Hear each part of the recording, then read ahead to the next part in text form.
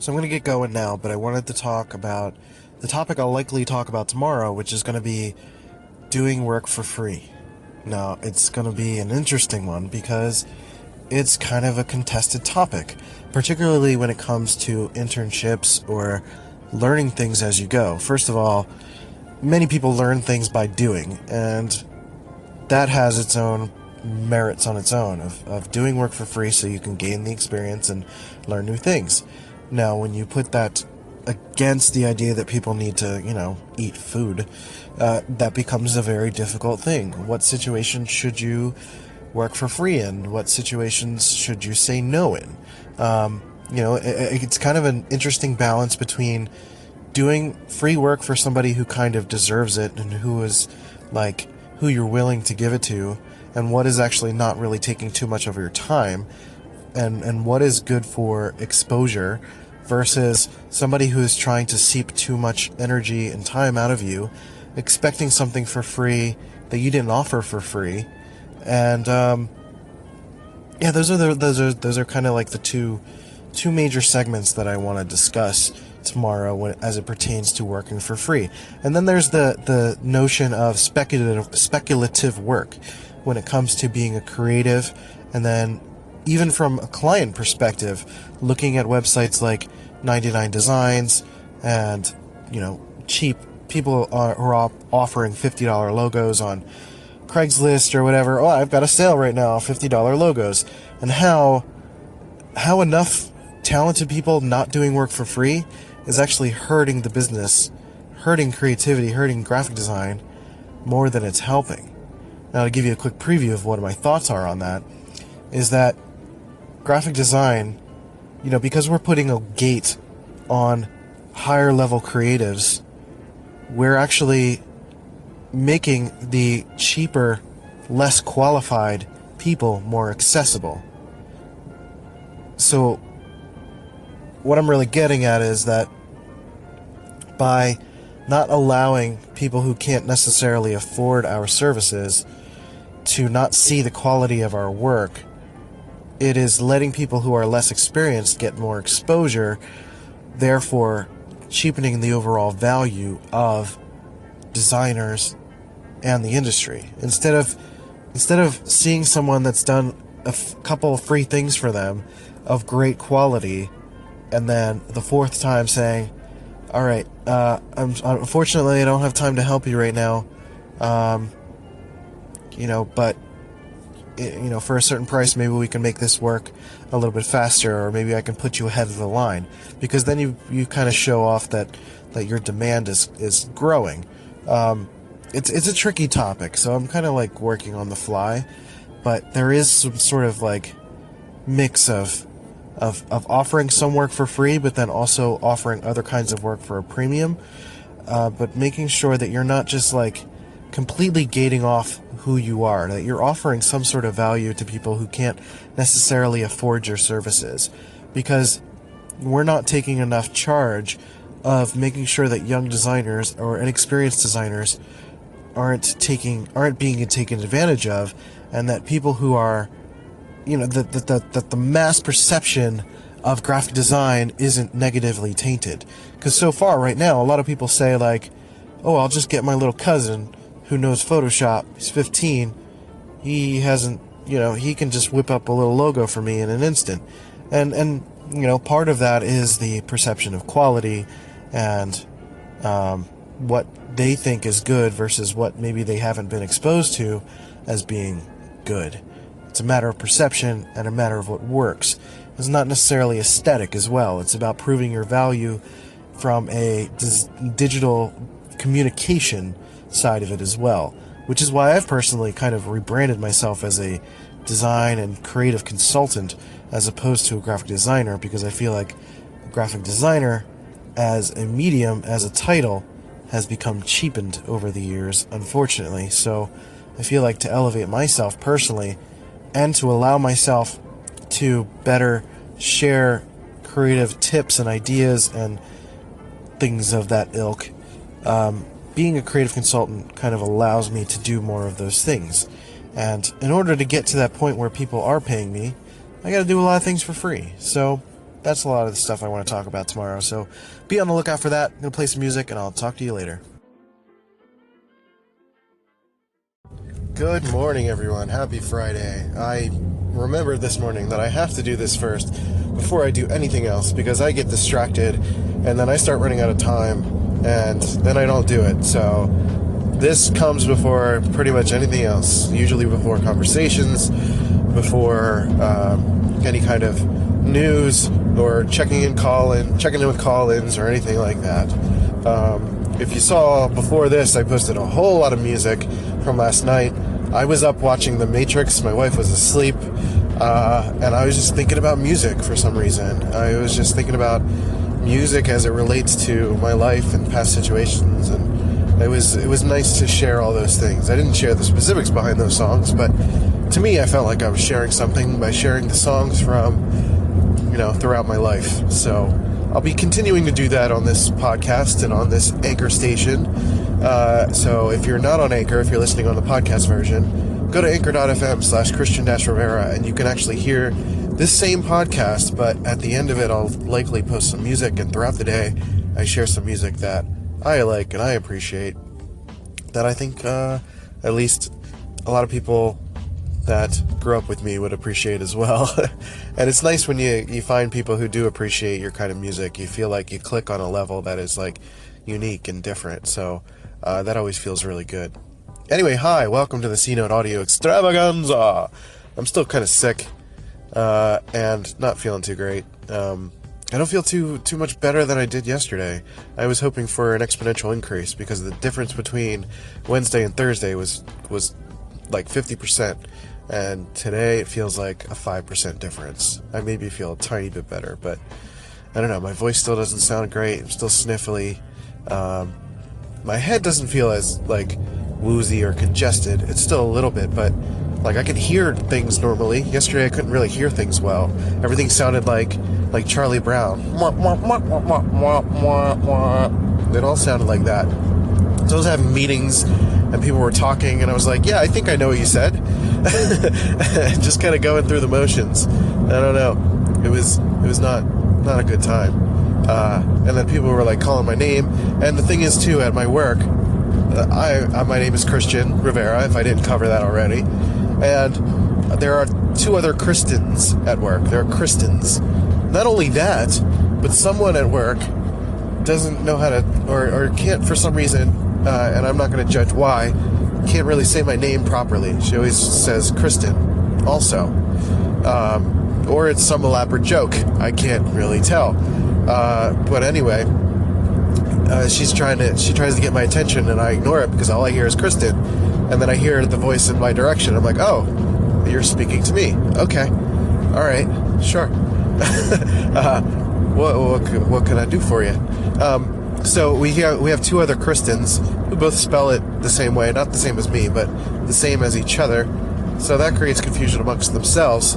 And then sometimes people get confused between Kristen and Christian, and it's like going to Starbucks all the time. Just misspelling your name or missaying your name all the time. Ever since I was a kid, I've always gotten Kristen, Christian, which is right, but with a C, not CH. Or Cristiano, or Christina, or Kristen. It's I can't even. If you go back into my Instagram feed, you can see all of the Starbucks cups that have my name spelled wrong. It's a little bit deep in there, but you'll find it. Anyway, so welcome to today's podcast. Today I wanted to talk about working for free, the perks, the pros and cons, which is kind of like a theme that I do. I like to talk about the pros and cons of things and the nuances of a lot of things, because not everything is yes or no. And in this case, it's not everything is yes or no, but I think the way that the general public is approaching it, or a lot of professionals are approaching it, is a little bit flip-flopped. Particularly in this world of social media, or this very salesy world, it can get flip-flopped, and a lot of people get discouraged, and they wonder, why am I not getting enough business? Well, it's because maybe you're putting a gate on all of your information. It's like designers who work together. If you're working with somebody and they're like, no, I'm not going to show you all my techniques because then you're going to get better than me. Like, that's a little messed up. So let's talk a little bit about that. And yeah, let's kick it off. Let's go. Drums, please.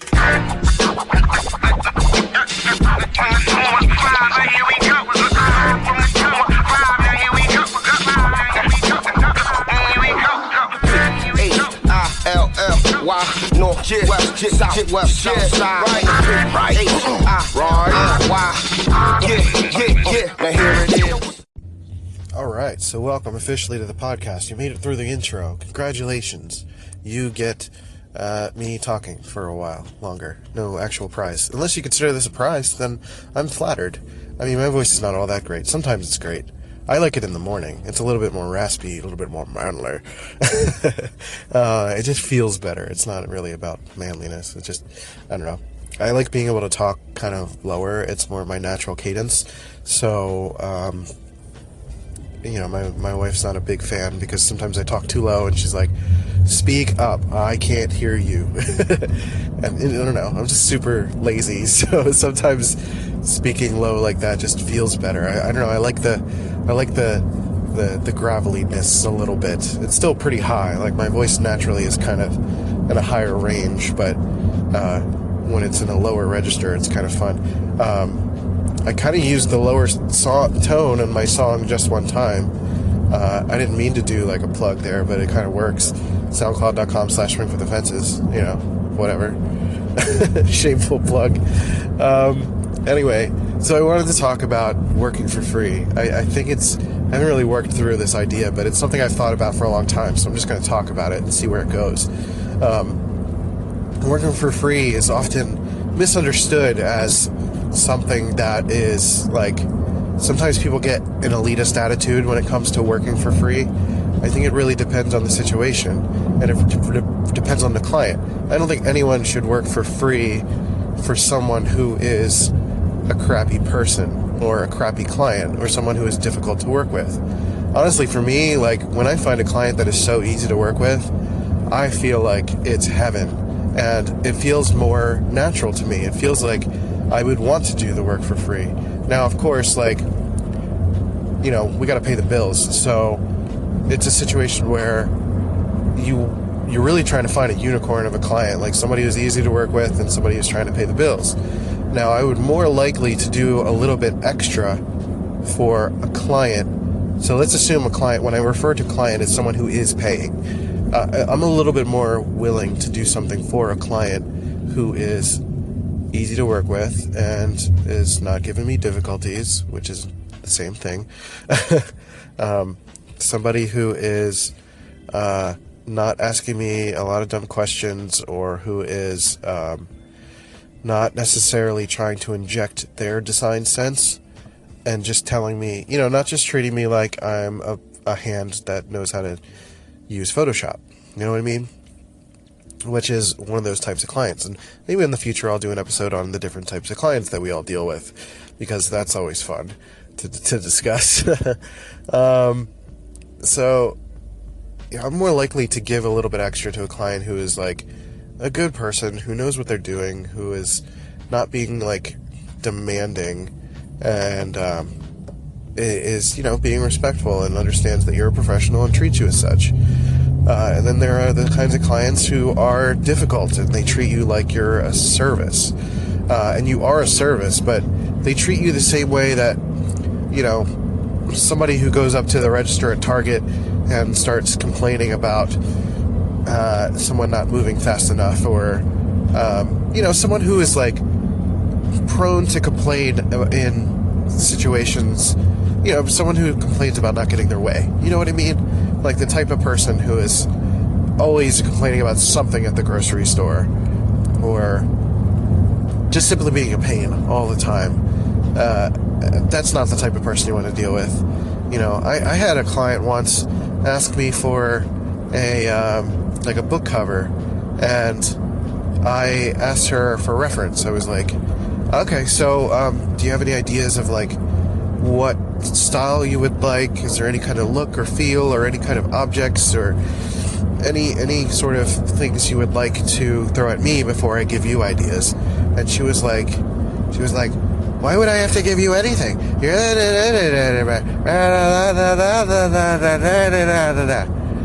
That's basically what it was. And I was like, all right, well, it doesn't sound like we're going to communicate well, so I'll see you later. And that's, a little bit later in my career, but, that's when you can afford to get picky. But, I think at any stage in your career, you shouldn't allow yourself to be run over like that, even if you're an intern.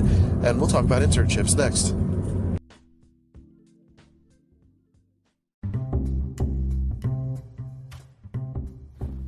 If you've been dying to start that podcast about doves, or about your favorite jacket, or about a long-lost love, or a murder mystery about a cat who murdered everybody, you can start it now on Spotify for podcasters. I've been on Anchor for a long time, and now it is officially Spotify for podcasters, and it has been a platform that has been growing for forever. And I love it, and I still use it to this day, and it has hosted this podcast for 500 plus episodes now. So I highly recommend it. It is free to use. Spotify for Podcasters lets you record and edit podcasts right from your phone or computer. So no matter what your setup is like, you can start creating today. I'm literally on my bed recording on my, the phone is on the bed, and I'm just talking, and it's not that complicated. And then you can distribute your podcast on Spotify and everywhere else that podcasts are heard. So video podcasts are available too if you want to show your pretty face and have people see you.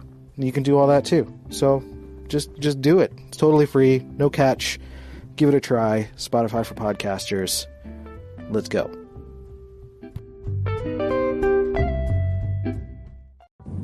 So next, let's talk about internships, which is typically free work.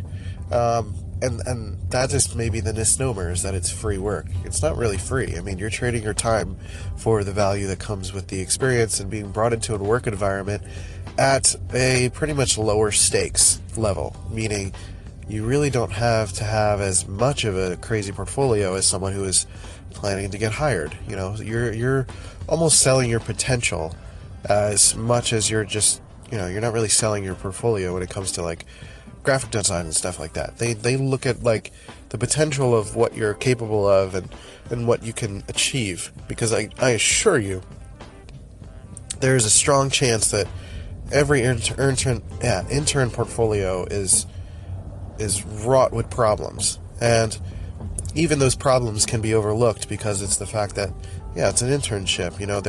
You look at the teaching potential in most cases. You look at somebody who seems like they're willing to learn and ask questions and be a part of it, because it's a learning experience for them.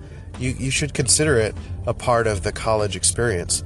And this works for even people outside of college who are older, but typically it's around college age, towards the end of college, or immediately after college. And I think that's where the problem of free internship versus paid internship comes in, because a lot of these kids are doing it after college, and maybe they're waiting a while to get into it, and maybe that's their problem.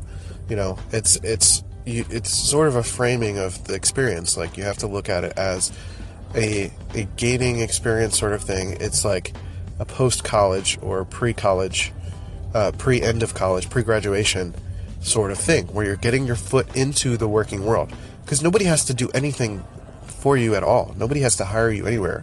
And if you don't want an internship, then fine. Try to just jump into the working world. If you want to get paid, get a job. Why would you try to get a paid internship? That's what blows my mind. That's what confuses me. Internship is for experience. A job is a job. There's really no crossing of the streams. So I think it's the fact that somebody heard that somebody was, initially, somebody heard that, oh, you got paid for an internship? And then suddenly everybody was like, I want to get paid too. Everybody wants to get paid, of course.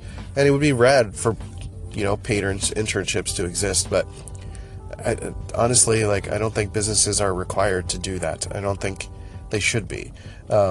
I think it helps. I think it's good for the intern to be able to learn the value of working for free, the value of their time, to the value of an experience, to where they have to ask questions and realize, okay, I've got 3 months of this thing. where I'm in this company that I probably wouldn't be in if I was trying to get hired. So I need to take advantage of it. I need to ask questions.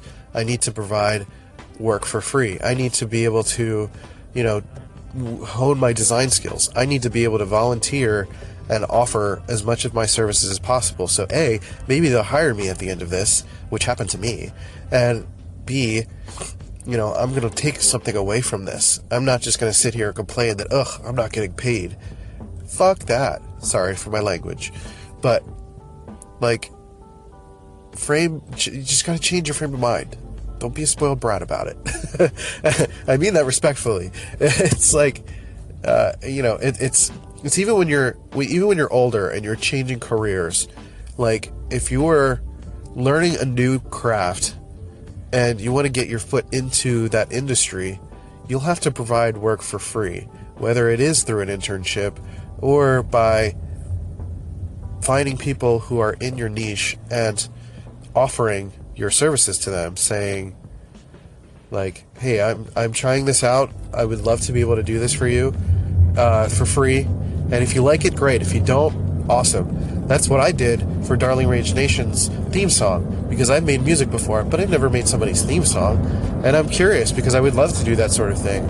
I think that would be a lot of fun. As you can tell by the end result, if you go to, earlier in my station, or I think she echoed it on her station as well. And, it's a lot of fun. It came out well. They did it for free. I'm not expecting anyone to pay for that sort of thing if I'm not comfortable and confident in what I'm doing. And, maybe you just keep doing it until someday somebody says, hey, how much do you charge? So doing free work holds the most value when you're trying to get your name out there, when you're trying to get your work out there, when you're trying to help friends out, help family out, and let people know what you're capable of. For me, I'm at a stage of my career where I can kind of afford to help people, but at the same time, I'm trying a new thing with this creative consultant thing, so I'm expanding my horizon on the different kinds of things I'm doing for people, doing music things, doing this podcast, guesting on people's podcasts, interviews and stuff, and consulting on a friend's, he's doing a short film up in LA, and, they're on a low budget, and most people are on a low budget, so, I don't know, it feels difficult to extract money from people who are already, having a tough time. I feel like there's more value in me helping them grow so that when they acquire more money, they can actually say, hey, I got the money to hire you now. Let's do this. And they bring you along for the ride. It's kind of like rappers who become famous and then they bring their crew with them. And, they all become rich too. It's kind of that thing. It sounds like leeching a little bit. It kind of is, I guess, but that's fine. I've always been a person that likes to help expand on other people's potential. I know my potential. I know what I'm capable of. And I feel like I've had an issue with finding the right clients to pay what I feel my value is worth. So I'm kind of going in the other direction, and where I'm trying to help people who are trying to create businesses, trying to spark new ideas, and really give my expertise and my help to people that I feel are worth it, that I feel are doing something rad or trying something new, or who I just instinctively feel has a potential, or that I just click with as a person and I appreciate who they are. That's why I give to people and I try to help. I won't do it for situations that I don't feel are worth it. So I think for me, I can do it because I understand my time and my value and who I am. If I feel like someone's taking advantage of me, that's where I cut the cord and say, nope, I'm sorry, that's where you got to start paying. I know that's a little arbitrary and it's a matter of my experience, but that's kind of how it is. I'm willing to give, and then, after a while, if you have something to offer or something to sell, or you say like, hey, I could really help you by, I have these packs or whatever, or you just say like, hey, I'm going to do this for free, pay whatever you want. Because some people feel better paying for something. They don't, for me personally, I prefer to pay for things that I feel are worth the value because, A, I don't like feeling like I owe someone. That's more of a trait of how I was raised, I guess. Sort of a slight immigrant mentality.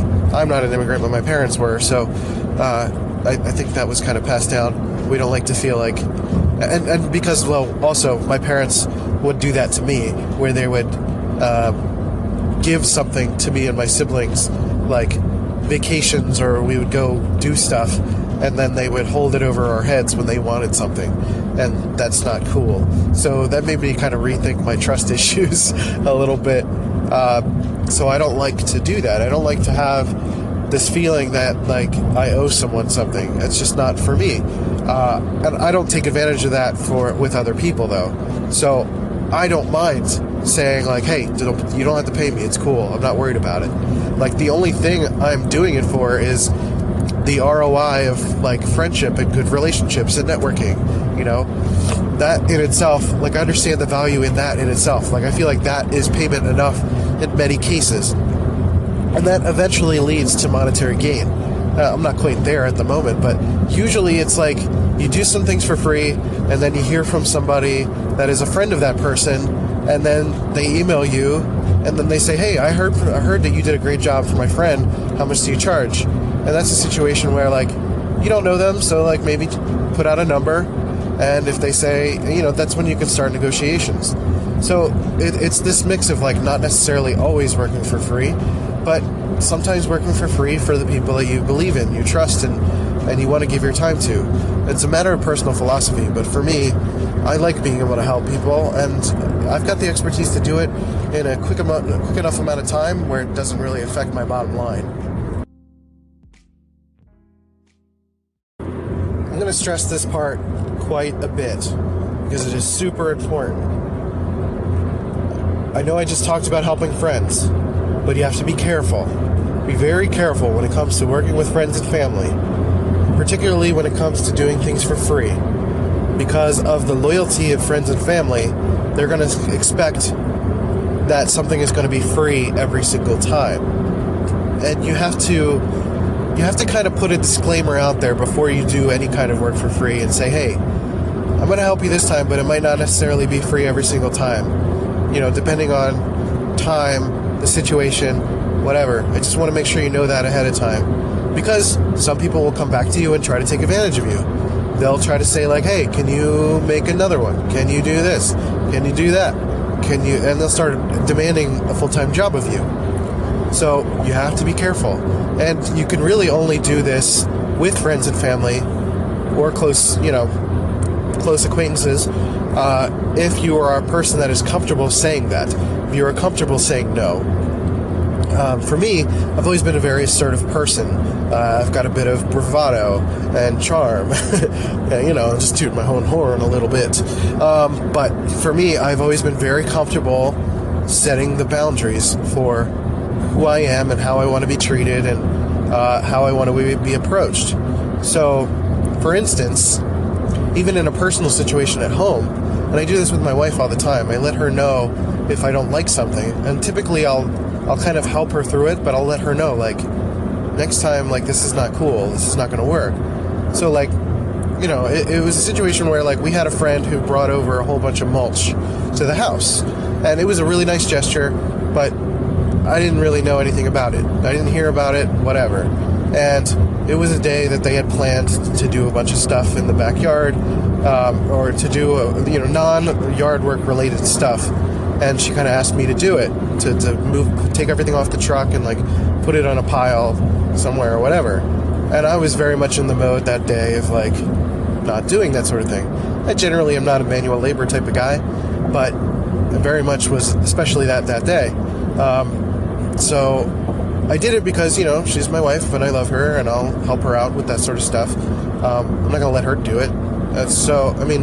She'd more than happily do it, but, I'd rather just do it because she asked me to. And I told her, I was like, you realize why this sucks though, right? And, she understood, and likely that won't happen again, so it's, setting your boundaries a little bit. And whether it's with a spouse or parent or friend, sometimes you got to let people know, like, what you're willing to do and what you're not.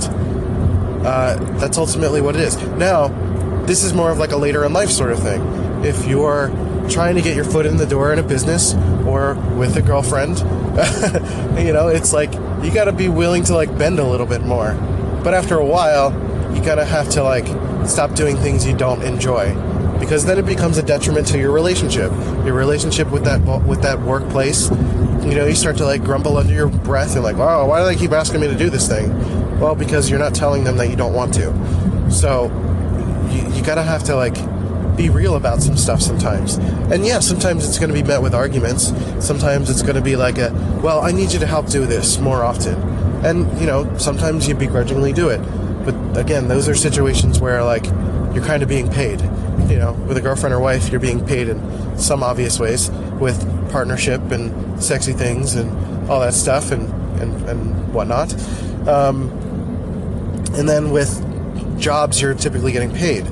Now, with people, you got to understand that when you're providing free work for people, you have way more leverage in that situation. By allowing them to run you over and asking for more work, you're kind of they're trying to regain leverage, essentially. They're trying to do that thing where they're trying to take advantage of you, essentially. So you got to be careful of that sort of thing. And that's essentially what I'm trying to get at with this segment.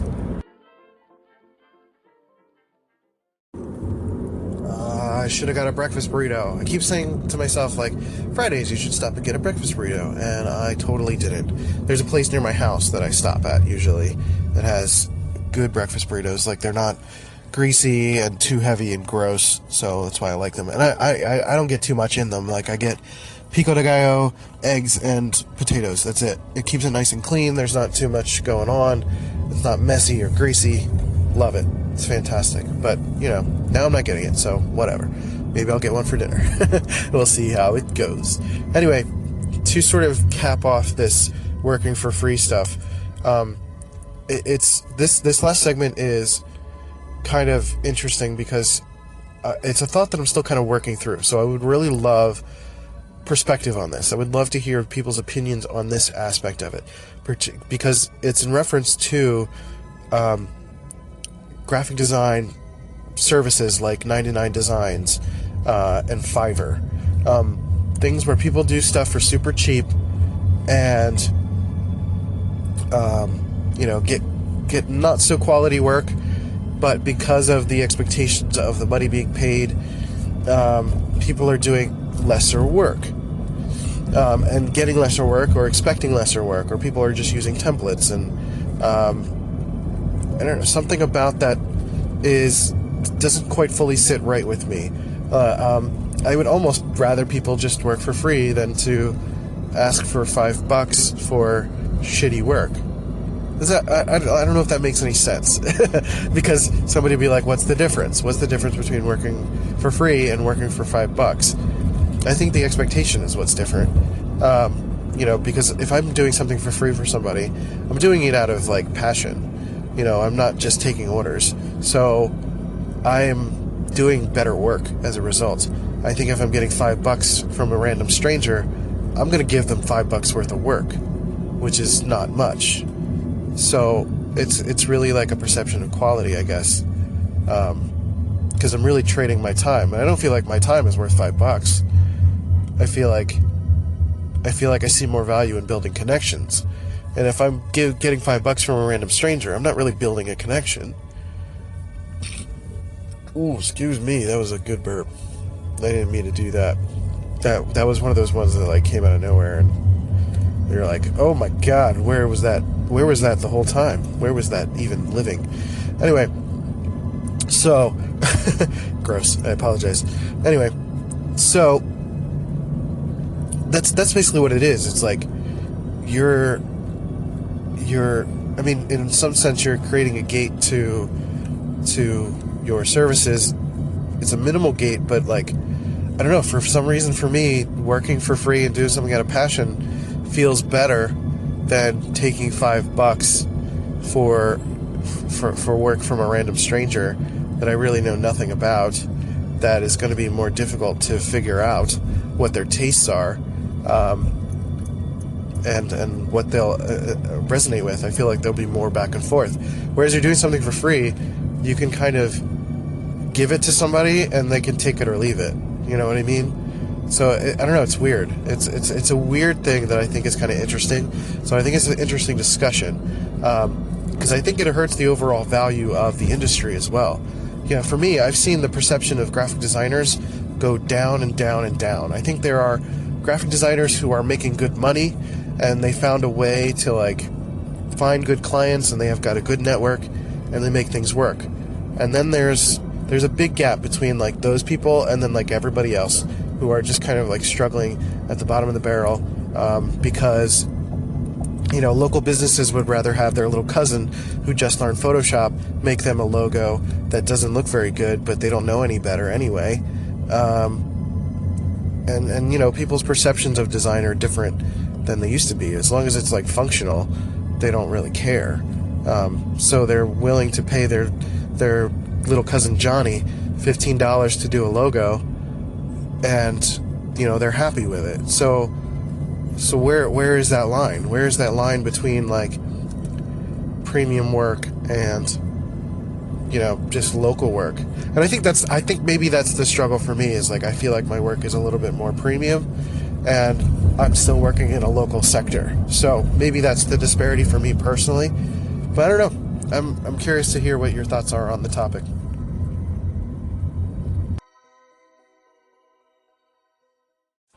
So that's going to end this discussion on working for free. I hope you learned something. I hope there's something you would like to discuss.